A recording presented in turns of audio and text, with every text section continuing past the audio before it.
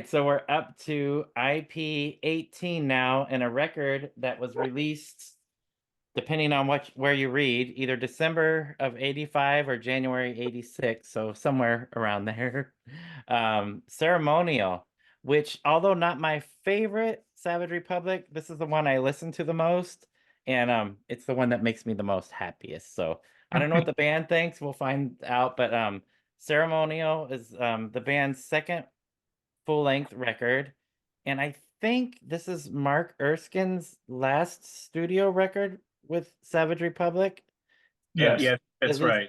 full-length. So I'd like to talk about that in a little bit, but thank you for the three of you for joining. I did want to talk about this EP, which is my favorite Savage Republic record, an EP, and it's not on IPR. So, Bruce, can you talk a little bit about this real quick before we get into Ceremonial? Sure. Why is it not on IPR? Well, we were approached in 1984, I would say, after I'd kind of restarted Savage Republic. After Phil and Robert left the band, the original band split up. Mark and I kept the name, and I had met Ethan and Greg at UCLA, and I thought they were doing some really cool stuff. And so I asked them if they'd like to join. And we, as I recall, we did a show that Ethan set up at UCLA as a four-piece. And then I got approached by the folks at Play It Again Sam Records in Belgium, wanting to know if we would provide them with a track for a compilation album that they were doing. So we went into the studio and we recorded the song Trudge as a four-piece. And we sent it to them, and they said, wow, this is great. If we send you some money, will you record some more tracks for an EP? So we said, sure, okay, we'll do that. At that point, we brought Tom into the mix, and then we recorded the other three songs that are on the EP. And Yeah. so Trudge- that's pretty much how Hey, it came Trudge. together. Oh, go ahead. Yeah, I'm done. I was just saying. That Trudge, the song Trudge, was done with Vitas. Vitas Matari. Vitas Matari. Yeah, and then the other tracks were recorded with Biff Sanders. Yeah. So of Four-Way Cross and Ethel Meat Plow fame and all kinds of other fame. So, and those were 8-track recordings, if I'm not mistaken. So, and that was actually the thing with Trudge. That was the first time I'd ever recorded anything. Oh.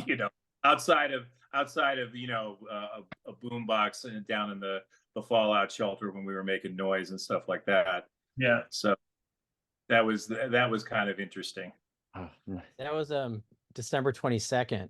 I know that because that's the day after we recorded that. Oh, if you hold up the Trudge album, on the inside are the photos that my wife Annabelle took.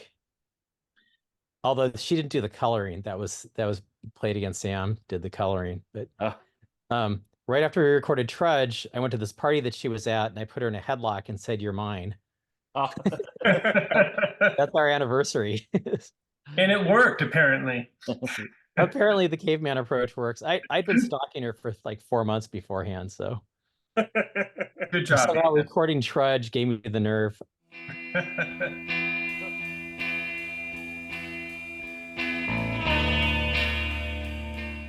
So, Ethan, can you tell me about joining the band or being asked to join the band? And that, Well, I'm glad from your Greg's here side? because he has a photographic memory. I can't remember what I did this afternoon, but Same.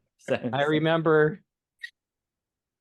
Bruce approaching me and Greg, and then Tom was there around the same time too. Okay. But I don't remember any of the specific details. I was hanging out with Bruce around that time. We were doing the it's called we had this like noise project that we would go to this sub basement at UCLA in this old, not earthquake proof building. And so it had really good reverb, kind of similar to the bridge stuff that Bruce had been talking about. Well, yeah, I remember you invited me to come down and witness one of these performances. And it was like some room that was like, I don't know, specially made to be completely dark and quiet or something. I don't remember, but of course you made a lot of noise in it. So It was it was an it old had, cyclotron, I, so it was completely like radioactive and condemned. And they converted it into artist studios for a while, and then they used it for storage for professors that were on sabbatical. we would sneak in there after hours. Ethan, there was a very strange thing because it was actually below the basement. It was a sub basement that was just bare concrete with a very high ceiling. It was maybe, 20 by 35 or 40 feet. And there was a door at the bottom that was there that there was a well for kind of almost like a well from the outside with a ladder that went down underground. Ethan, when he discovered the place, kind of jimmied that door because nobody knew it was there. And so we would always be able to have access to the place. So, and there's also a freight elevator, so we could get our equipment down there. There was this giant freight elevator. So Bruce, I know Bruce had come down and kind of participated and hung out and sort of checked out what we were doing. And then, as I recall, then first, I guess Robert was still. I don't think that Robert had left yet. And I had a couple practices with Robert and Bruce at Robert's place. And shortly after that, he left. Then Ethan joined, and the rest is kind of history. All right. Well, that brings us to Ceremonial again. This record makes me very happy. So this record to me seems like the most rehearsed of any of the early Savage Republic recordings. It seems, especially with like lyrics, and it sounds like you guys really worked on these beforehand, in my opinion, because it sounds very recorded. It may or may not be true, but that's how it comes across to me. And 4 of the 8 songs have lyrics. Ethan, you were a big part of that. Did you guys, am I right in thinking that you guys actually rehearsed these prior to going into the studio, or how did these songs come together? I recall we had some really long practices at the print shop, because it's interesting because this stuff was, I mean, the other things we had been doing were structurally much simpler. These had more parts, more harmonies and things, and I think that's one of the things with Robert is that he had a better sense of how to arrange things or do harmonies and things like that. I mean, at that point, I wasn't really wasn't very much of a musician, to tell you the truth. So it was kind of, I had to kind of stretch to, first of all, remember the all the different parts and count it out and stuff. But so we were reasonably prepared. I think, I can't remember if we didn't do any real 100% writing in the studio, I don't think. But yeah, it was mostly the songs were rehearsed. And I have some tapes of some of those rehearsals. There's 1 or 2 kind of long jams that we did that never really ended up turning into something that we used there. But what happened is that at the time I had started getting demo tapes from other groups, and I was getting the demo tapes from the Abecedarians and Drowning Pool.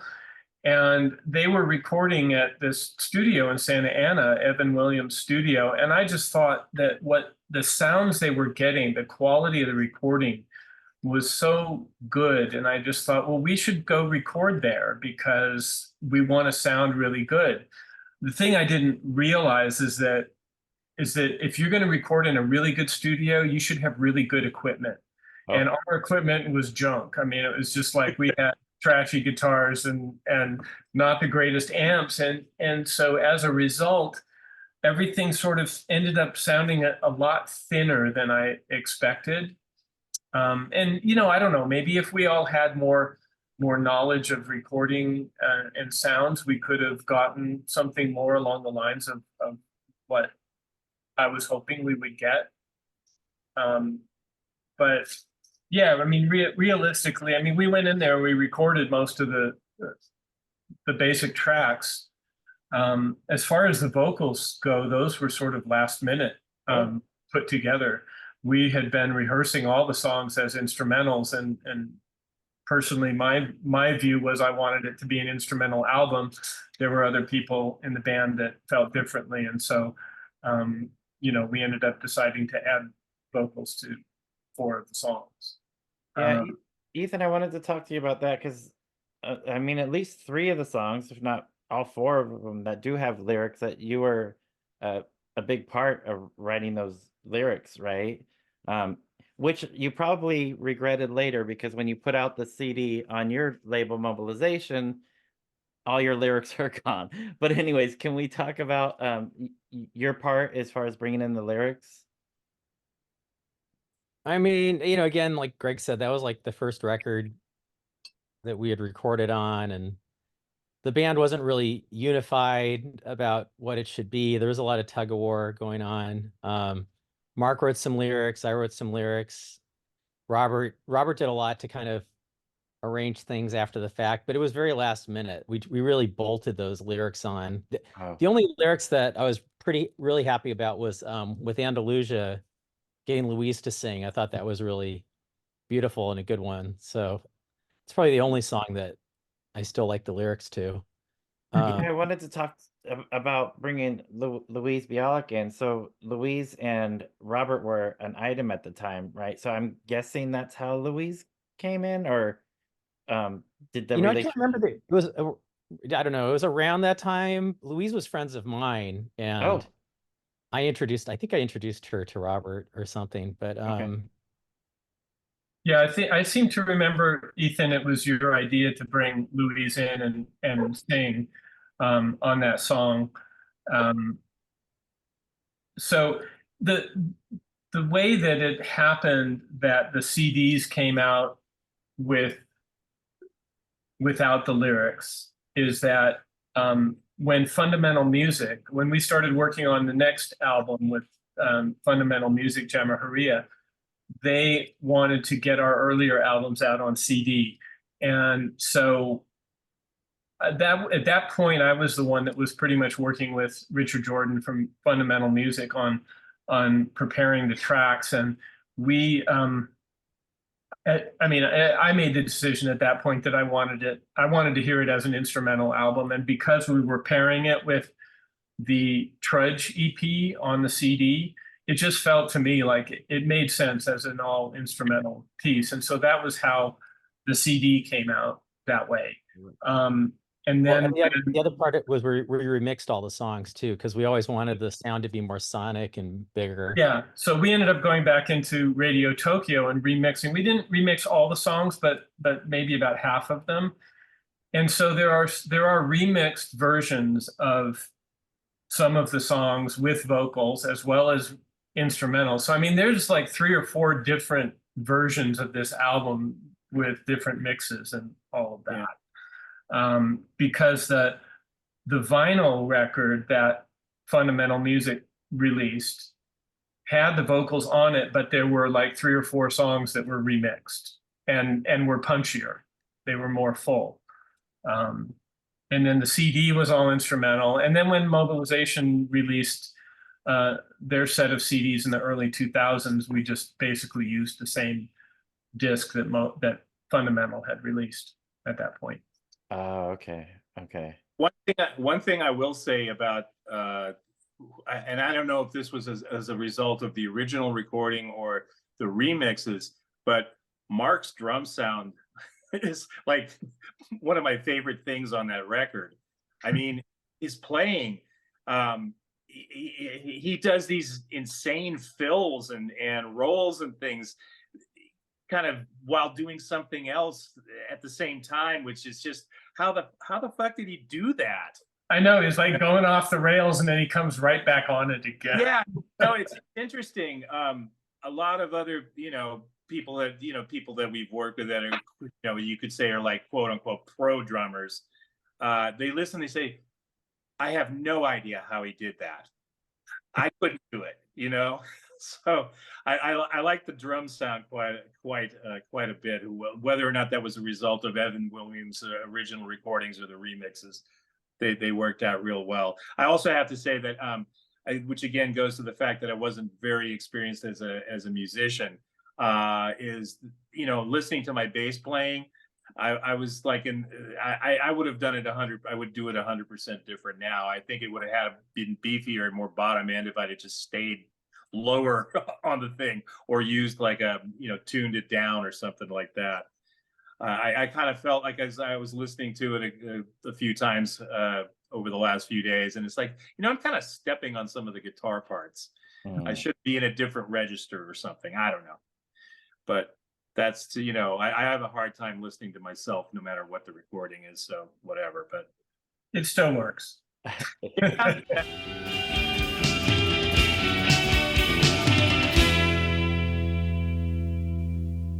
get it. I'm glad you guys brought up Mark. Ethan, I wanted to ask your opinion on recording with Mark. How are your memories about Mark? Because I always thought he was a fantastic part of the band during the early days. What were your thoughts about working with Mark? I mean, Mark was just an amazing artist. He wasn't really, like a trained drummer, but he could definitely drum.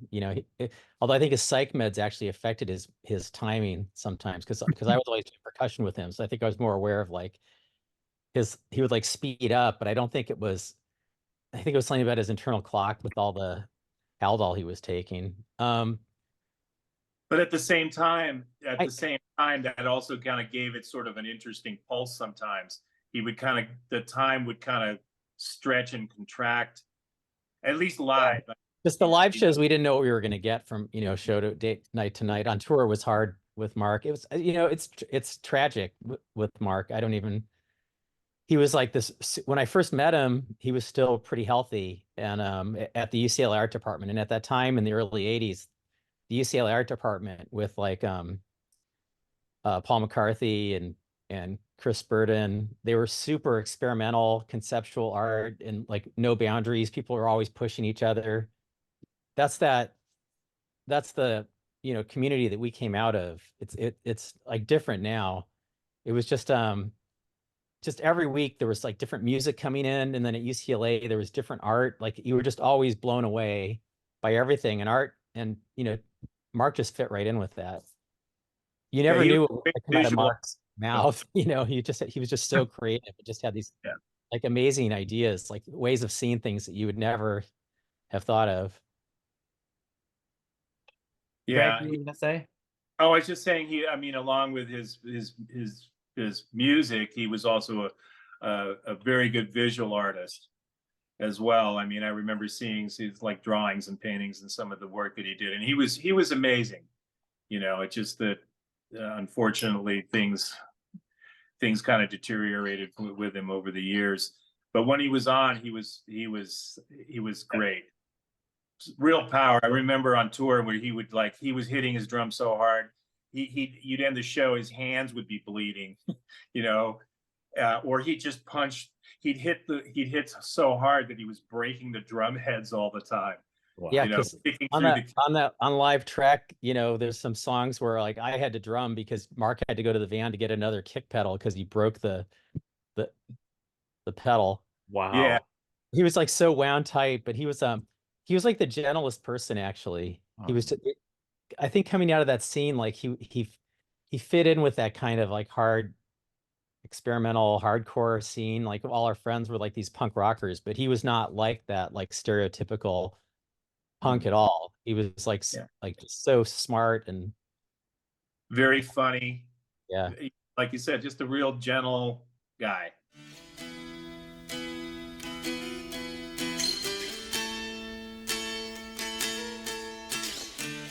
I had a question about sequencing. I'm kind of a nerd about sequencing.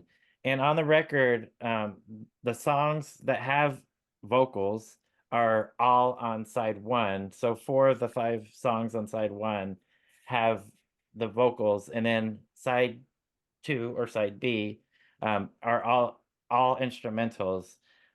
So who did the band do the sequencing as together, or how did it come together with the sequencing? Do you guys remember putting the song order together? Probably not, but I know that I did a lot of sequencing of various projects that I was involved with. So, I think a lot of it was probably me, but there could have been other input into that. I just think that the songs that we decided to put vocals on just all made sense on that one side, and the songs that that the other ones made sense on the other side. So I was trying to I like the idea of things being a little conceptual, and so it's like the last song, Land of Delusion, that's sort of a takeoff on Andalusia, and it's, in a way, it's like a movie soundtrack where you have different variations on a theme. So it was kind of bringing that theme that we started the record with back to finish it up. Yeah, so it's like bookends, like full circle. Exactly. I always like Yeah. that. And then Tom adds, I guess it's trombone. I always thought it was like a trumpet that, No, trombone. which is like Yeah. five notes, or the same note really, but it's like kind of monotonal, I guess you would say. But it adds so much to it. I love That's- that part too. It's just it's a Yeah. beautiful part, and it's so Plays on a lot simple. of songs on there. Tom What's also that? had a big part to do with Year of Exile, because that song was a total mess, and he did the arrangement, I think. So I remember. So that song, it's almost 10 minutes long, and it's something that's remained in the band's set over the years. So that is a great song. Yeah. But yeah, I always loved that little trombone part, and I was thinking that he's basically playing like five notes of this or the same note. I don't know how to say that, monotonal or whatever. But it was coming at a time, if you guys remember, in the 80s, when a lot of the more popular bands were trying to fit as many notes as possible into a measure. So you got like Yngwie Malmsteen or Eddie Van Halen, and then you got Tom playing this one note, and it's just beautiful. But I just wanted to mention that, and I'm glad that you brought that up, Bruce. That Land of Delusion kind of ties it all together. So that's what I finally learned from Tom, was the less is more. I didn't know that during Ceremonial, but I learned that. Yeah. Tom is very good at not doing extraneous notes. Just do what works, and don't noodle around too much.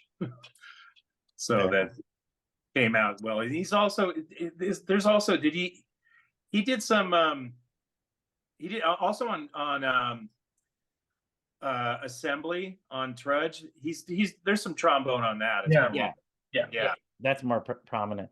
Bruce, I wanted to go back to the when you were talking about how your vision was more of an instrumental album for Ceremonial. How did that all play out with everybody wanting to do something different, and we still got Ceremonial?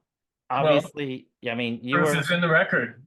That's how it played out, But as Ethan said, there was some push and pull there, and ultimately, it just became more obvious that it just was going to be a more democratic situation.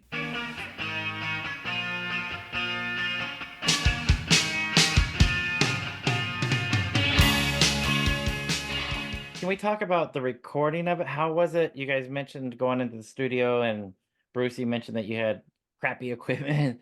How did the recording sessions go? Did it go quickly, or was it one of those things where it was like done in a day or two, or was it stretched out? I remember we went down several times. We had several sessions over a period of a month or two. I really don't remember at this point. Okay. But I remember going down to the studio several times, and it wasn't one take, but I don't think it No. wasn't. We weren't like locked there in the studio for a week. It was like maybe like 3 days or something. yeah, like maybe go down there for 2 or 3 days, and then we went back another time or two. The guy Evan Williams, I mean, he was just sort of this cool cucumber guy. He was just very mellow, and he'd never really heard anything like what we were doing. But yeah, it's interesting. Awesome. It's funny. I looked him up on Discogs a year or two ago, and I think he ended up kind of recording, and actually I think he had a label for a while, and he was releasing a lot of like Christian music Oh wow. in Santa Ana. If you look him up, Evan Williams, look him up on Discogs, and you'll find more info there. It was It could be worse. yeah. But no, I just remember him being really mellow and really professional, and it's kind of like, yeah, whatever you guys want to do, you know. I think there's a lot of beige. I think there's a lot of beige in the studio. Yeah.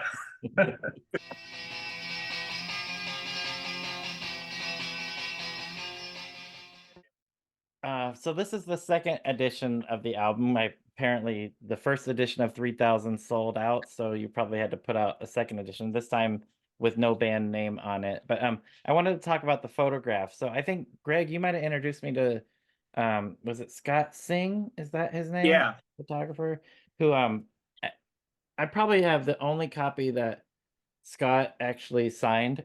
So I had him sign my ceremonial, as with the rest of you guys too. Thank you.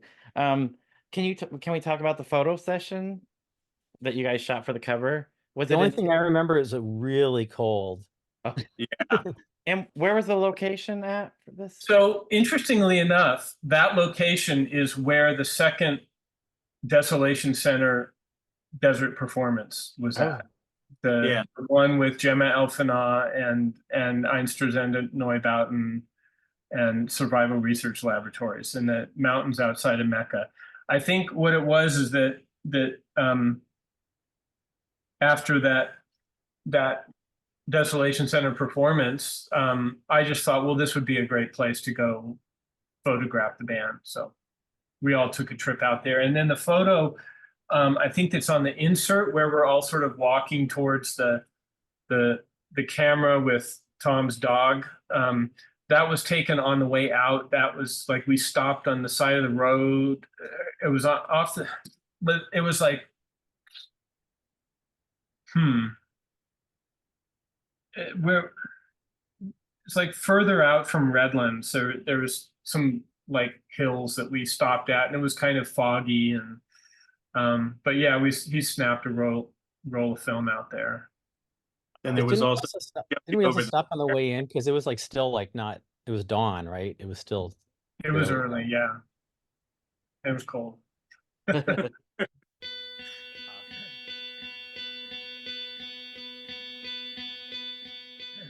So I wanted to talk about the packaging, because I read in the Savage Impressions book, Bruce, where you could have been inspired by some of the 60s packaging where they actually would print on paper and attach it to the cardboard. Can you talk about that? I was kind of fascinated by some of the 60s records that was in my collection, where they would print on what they called slicks, which were then glued to, you know, the cardboard album covers. And, you know, it was one of those things where they could print both stereo and mono covers at the time, and they would just position it differently so that you'd see it said stereo, or the stereo would get covered up. And most of them had the front slick wrapping over onto the back, but there were some where the back slip wrapped over onto the front, and there was this like white edge on three sides. And I just thought, I want to do that. And as it turns out, the company Modern Album in Burbank, that was printing album covers for a lot of the major labels at the time, they were the ones that I was taking my letterpress printed covers to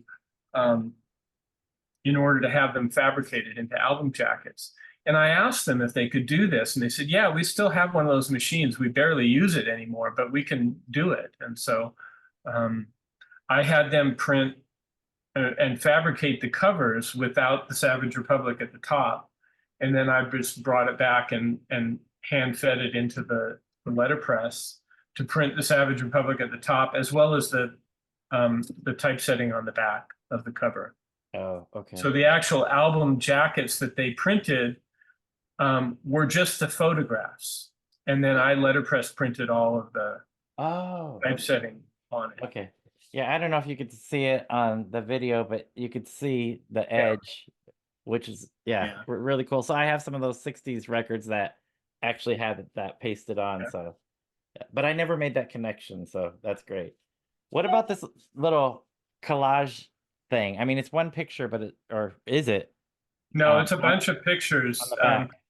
That was out in the canyon near Mecca, where the Desolation Center performance was. And I seem to remember we built this bonfire, and then we all took turns jumping over it. That was Scott was taking I've pictures. always been a pyro, so I probably had the Yeah. idea to light Yeah, stuff on probably.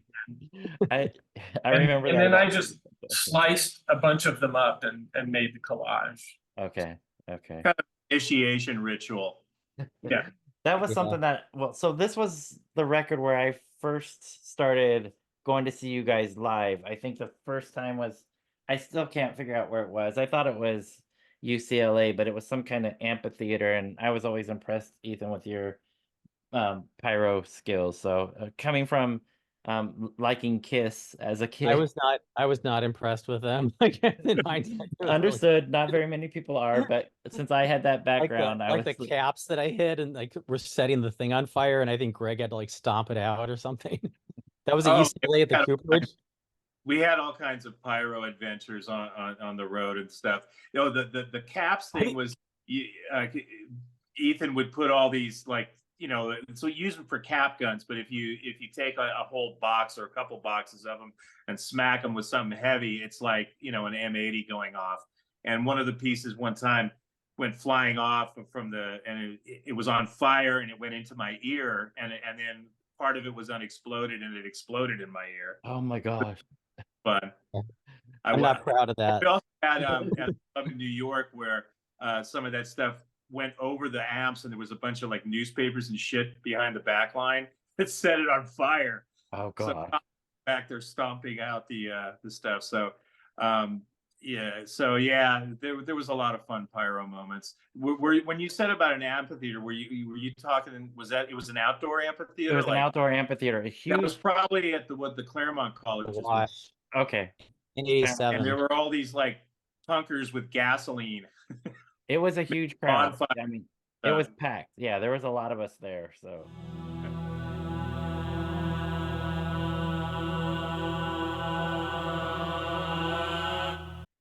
I did want to talk a little bit, but we only got a couple minutes left, but about alternate covers in other countries. Can you talk about how that happened? So we have these.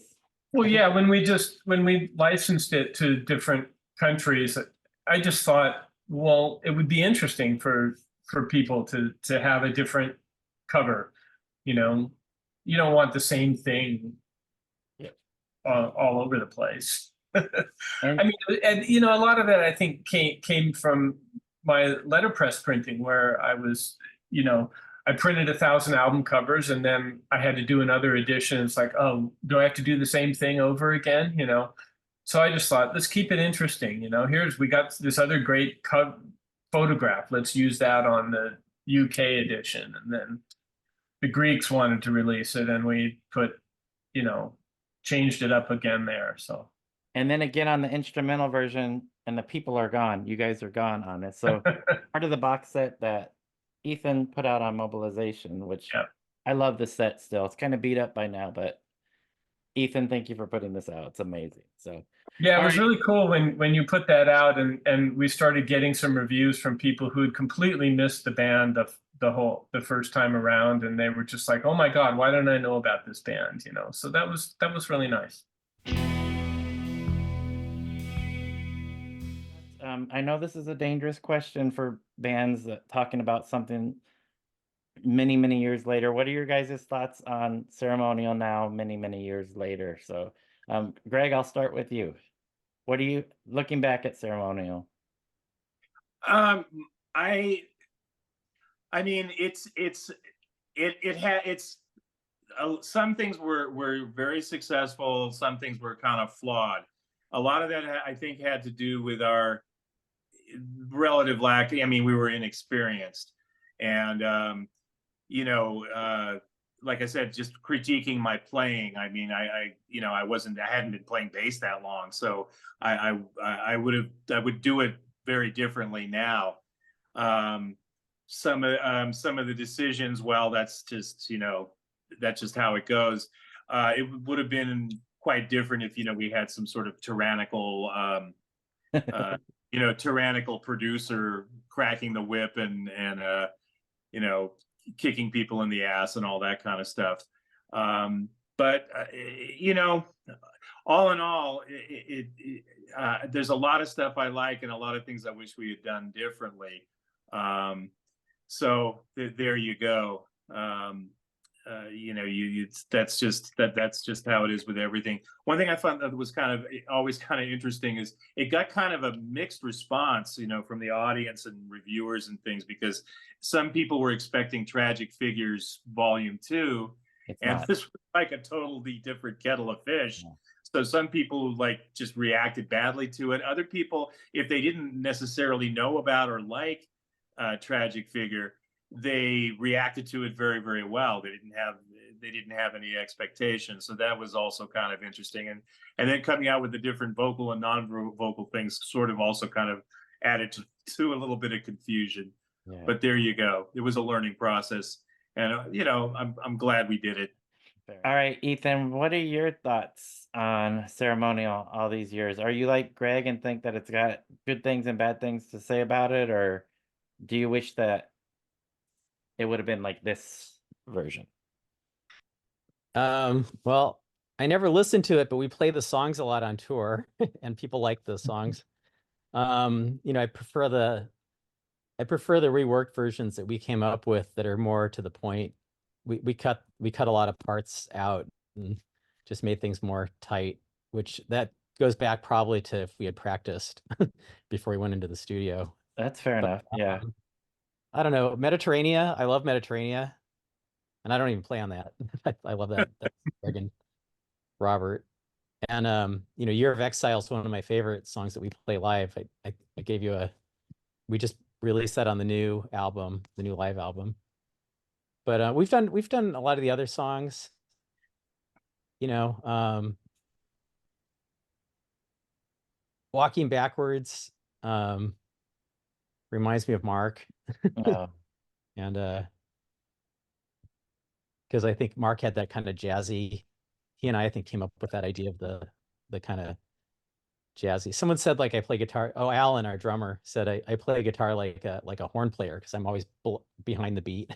oh, And so I that's always a have those style though. like, Yeah, that's totally a style. Yeah. yeah, That's jazz.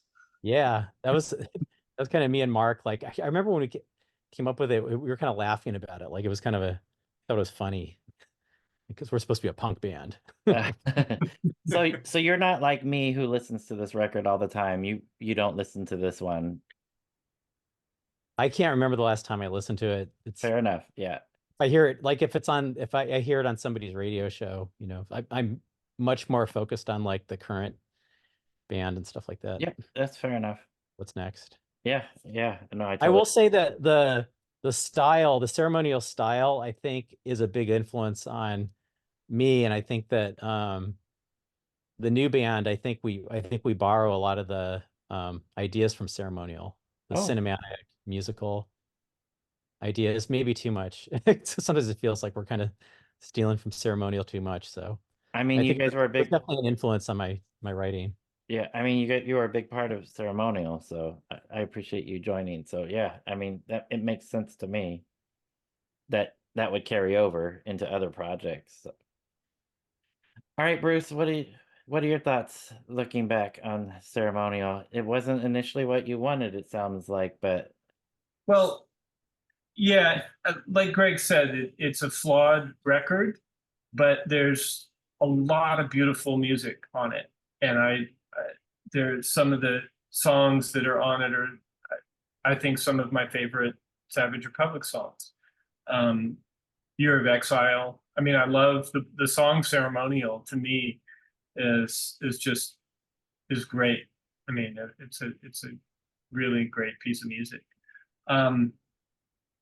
I think that it's unfortunate that the Trudge EP did not come out in the US at the time. I mean, and it came out, I think, like 3 or 4 months before Ceremonial did. Mm. And because it was only available as a limited import and it wasn't a full album, to me, Trudge is kind of a transitional piece between Tragic Figures and Ceremonial. And I wish that, I think Ceremonial would have made more sense to a lot of people if they had heard Trudge in between, but that's just not the way it happened. So, Yeah. and yeah, I mean, you know, I definitely, we heard the flaws even when we had just finished the record. And that was one of the reasons why, when we had the opportunity to license it to Fundamental Music, that we went back into the studio and tried to remix, because we knew that it wasn't, we hadn't achieved what we wanted to achieve. And I think that even though there's some improvements, it still didn't get there. But it's one of those situations where you're young and you don't have the money, and you can only do what you can do. So I still think it's got some beautiful music on it. I'm proud of it, and yeah, it will continue to make people happy, I think. Yeah, it definitely makes me happy. It's the one, like I said, Trudge is my favorite Savage Republic record. Well, But Siege and it's Trek are like meat and potato songs for us. So Yeah, we got out of that CD, right? Siege and Trek are Yeah. the standout pieces for me. this one, yeah, yeah. So I'm Well- glad that you ended up putting the Trudge on there, because it seems to make sense, and you did Trudge first on the CD, so yeah. it's fantastic. Again, Ethan, thank you for putting this out. Edition. I very much appreciate it. Thank you guys so much for taking time. Again, this record makes me super happy. Again, it's not my favorite. I think a lot of it has to do with the time period that it came out for me. I graduated from high school in '85, younger than you guys. So this came out shortly after I graduated, so it harkens back to that time period. And even when I hear the instrumental versions, of course, the vocals are going in my head because I was so used to hearing that. So. But anyways, both versions are fantastic. Bruce, hopefully, there will be some kind of ceremonial versions or something in the future now that IPR is back up and running. I would love to hear that. I think we talked about Ethan has the only vocal versions on CD that were ever released as a CDR, I think, right? Ethan, I never got one of those. So yeah, so we'll see what happens in the future. Hopefully Ceremonial will get the love that it deserves, at least in my opinion. But I appreciate all of your guys' opinions. Thanks again for taking a little bit of time. And I'm pleasure. glad, Ethan, that the band continued to play some of these songs, because they're great. So I know you guys worked on some versions, so I appreciate that. We'll hear some of that later. But thanks, Great. guys. I appreciate it. Have a good night. Thank you. Thanks.